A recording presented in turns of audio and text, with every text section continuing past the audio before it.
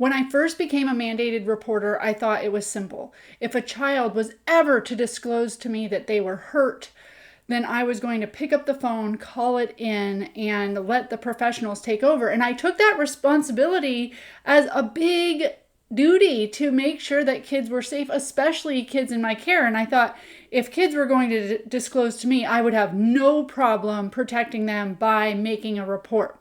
But then I began working with children who had been in foster care or who had been in the foster care system. And I quickly learned that for these kids, reporting isn't always about their safety in the way that we think. Sometimes it's about survival. Sometimes it's about wanting to go home to a parent that they miss desperately, even if that home isn't safe. Sometimes it's about leaving a home that they don't feel comfortable in for whatever reason.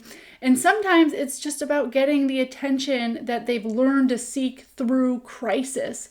So I wanted to talk about mandating reporting, especially while you're working with kids with early developmental trauma, kids who have suffered abuse, neglect, abandonment, kids that know the system all too well, probably better than you know it, and talk about kind of the intricacies and then how we can make sure that if we are getting information from a child, that we are doing best by the child and the family with our report. So I'm going to go ahead and roll that intro and then we'll dive right in.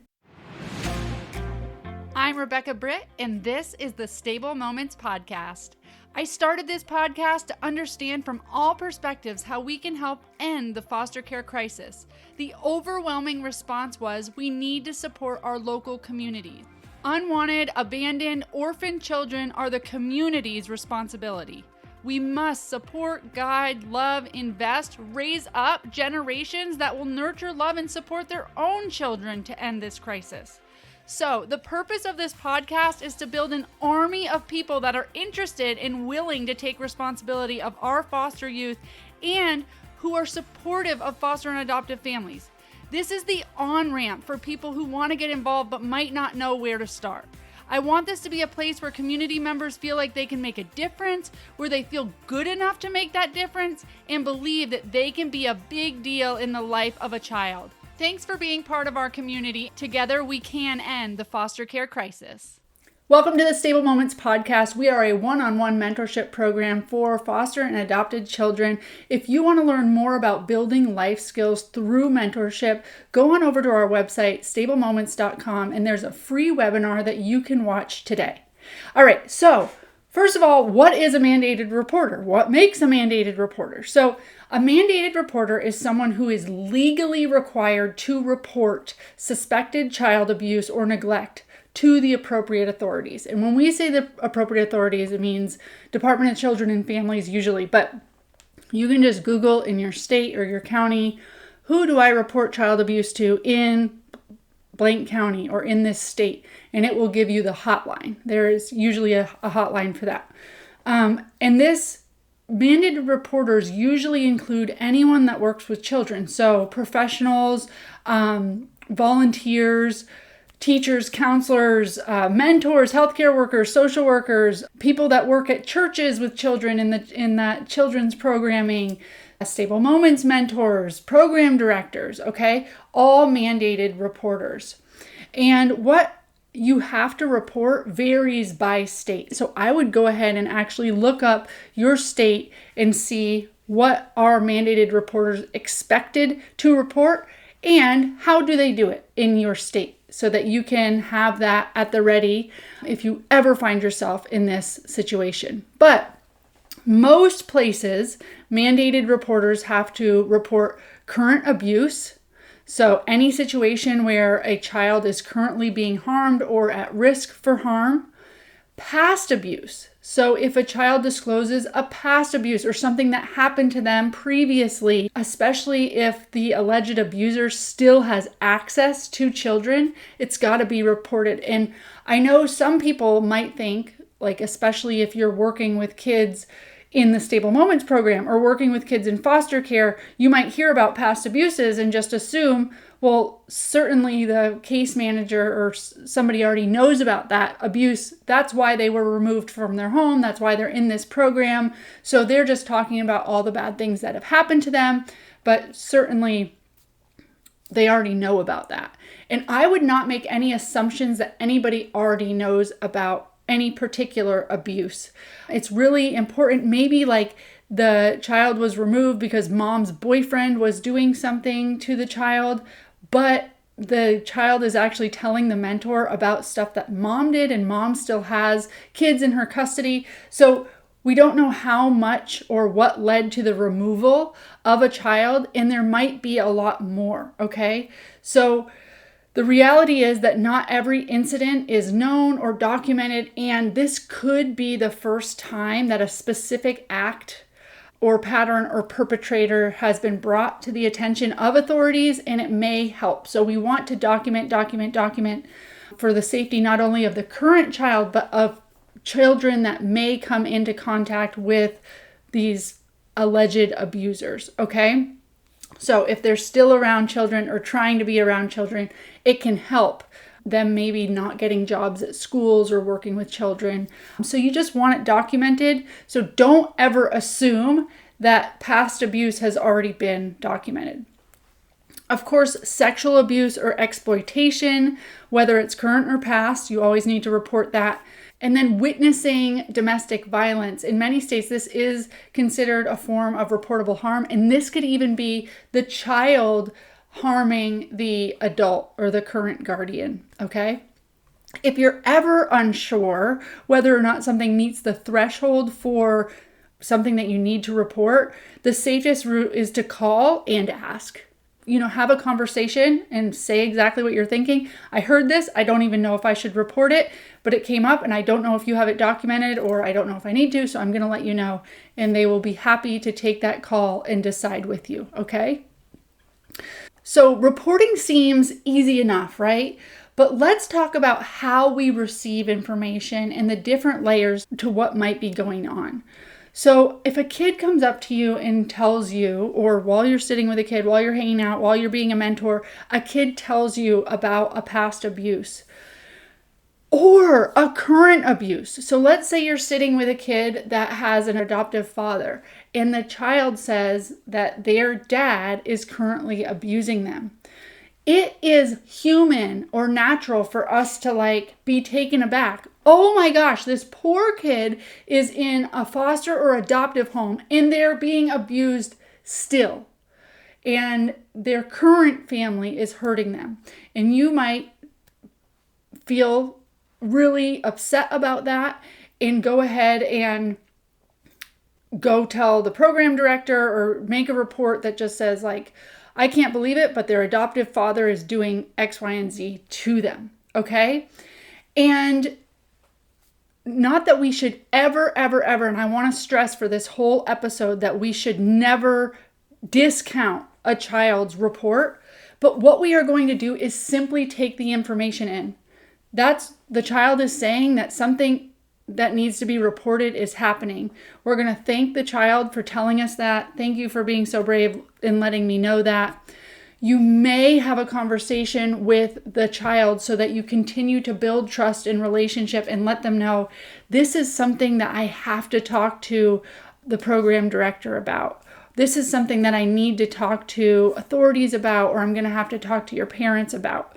You are not in trouble. You are brave for telling this, but this is something that I need to make sure that you're safe, and I'm going to have to talk to somebody about it.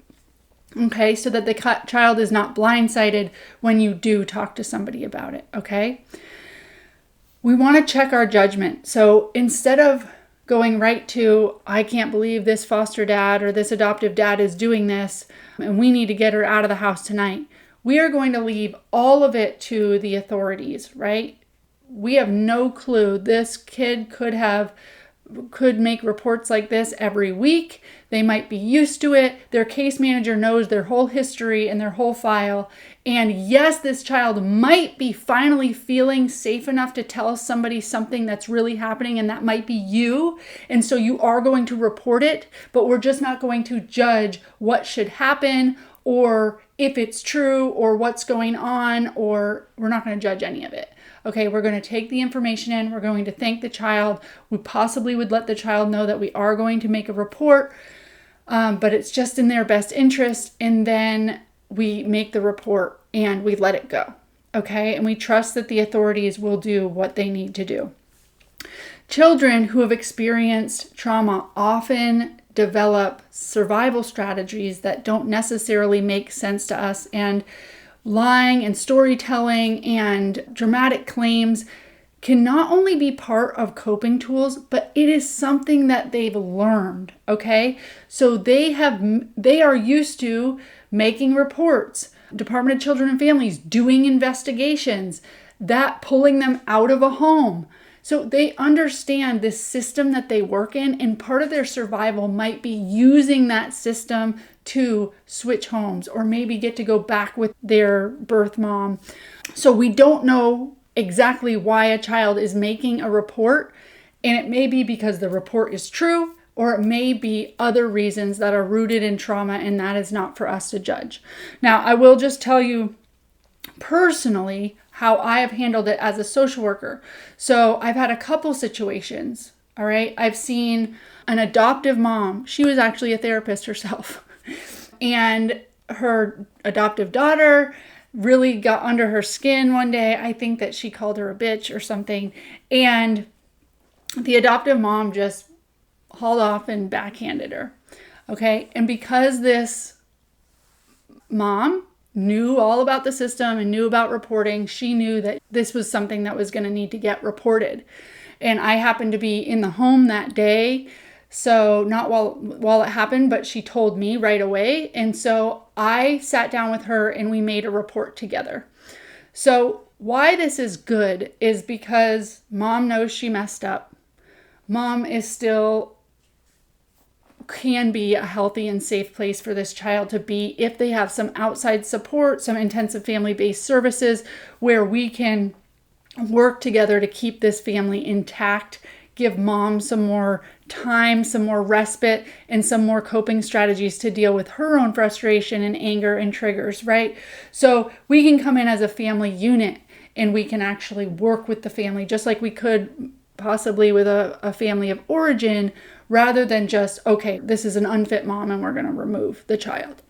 But she knew that the child would likely go to school and be like, my mom is a total jerk and she backhanded me, and that would get reported. And when Department of Children and Families gets a report from the school or from another professional or directly from a child, it can be harder for the adoptive family to advocate for themselves than had they just reported it up front. So you want to get ahead of these things. So she called with my help and we worked together to report the incident and make a plan. And what was good is we were actually services that were coming into her home. So we actually worked to be part of that plan and part of the care team for that family so that we could have a good outcome with that. So getting ahead of it is really important for foster adoptive families. I want to also give you some insight to foster and adopted families, especially people who have adopted out of foster care. They, from the moment they say, I think I would like to take a kid in to my home, are under scrutiny. It feels that way, right? They have to prove that they can have foster kids, which they should have to prove, right? But their income, their house, they need to clean up their house. They need to put alcohol away. They need to lock cabinets that they haven't locked before. They need somebody to come in and do a home study and see if they have enough bedrooms and enough space and if they are enough to take a kid in. And I'm not saying they shouldn't do that. They should make sure every foster family is enough to keep a kid. But the feeling of that, when we give birth to babies, nobody comes in and makes sure that our houses are okay for that baby, right? So it's like, I'm saying that I'm willing to do the community a huge favor, house a child with trauma needs. And you are saying, well, first we need to make sure that you can take that child. And as much as I believe that should happen, it feels like scrutiny, okay? Then they have to deal with social workers coming to their house often and checking in and checking their decisions that they make and checking with social workers whether or not they can go on vacation and whether or not they're handling things right. And if they're talking to biomom and what they're saying to biomom. And all of these things can just feel like I have lost a lot of my sovereignty to be a good parent, to be a good person, to show up for a kid. Now it's kind of like always under scrutiny. Then you have kids that may make complaints or may report against their foster or adoptive parents. They might make a false report because they want out of that house. Something might have happened. I have had a situation where a dad took a kid's Xbox away, and the next day that kid went to school and reported him for being abused. And it launches a whole investigation, which it should. I'm not saying it shouldn't, and I'm not saying all reports are false. I'm just saying false reports do happen, and it does devastate the foster or adoptive family, as it would devastate any family to now be accused of something. And you really have to prove that you are safe for your kid. And you're like, this is a tool that the child is using when they are upset or when they want something or when they need their needs met. Okay? Other situations I've had were dads, adoptive dads, being accused of sexual abuse, which personally, sitting with these dads, it is the hardest allegation for a dad, especially a dad that is trying really hard to help kids in need. It is the hardest allegation for a dad to navigate, and that has to be investigated to the fullest, but it is extremely devastating on the foster adoptive family. And I tell you that just so that you understand what it might feel like to give your everything, open your home, try to be the best human you can be, show up for a kid, and then get accused of the worst thing you could ever be accused of. And to sit in that and wonder, what was this all for? Like, what am I supposed to do now? Why is this happening to me? Why do I need to defend myself? And wanting to give up is an understatement. So I just want to give you that perspective that does happen to some foster adoptive families. So it's helpful if you hear the information that, my dad touched me in this way, that you go like, okay, thank you so much for sharing that with me. That was really brave. I may need to report this because we want to make sure that you're really safe. And then moving on to report it with no judgment on the dad. Let the social workers and the professionals do their job and decide. And you're just going to keep showing up for that kid as you always did. Okay? So at Stable Moments, we hold a very simple framework for reports. So first, we're going to thank the child for sharing. They've taken a risk to tell you something, whether it's true, half true, false, whatever it is. Thank the child for sharing. Don't probe for details. Let them share what they want to share. If you are a mentor, you're going to tell the program director. The program director is also a mandated reporter, and they will go ahead and guide the next steps, or maybe you two together will make the report. When it's safe, we do ask program directors, so not mentors, but program directors, to loop in the guardians.